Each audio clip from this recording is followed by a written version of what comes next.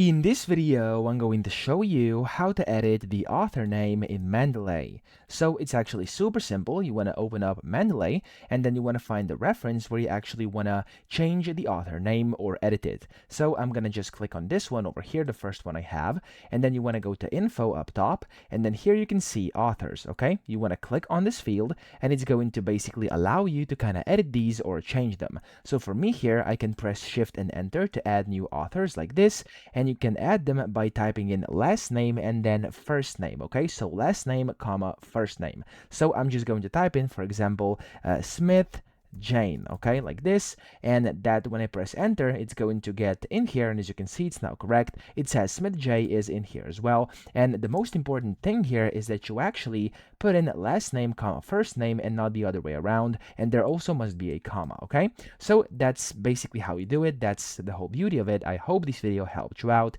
If it did, please subscribe to the channel and help me out as well.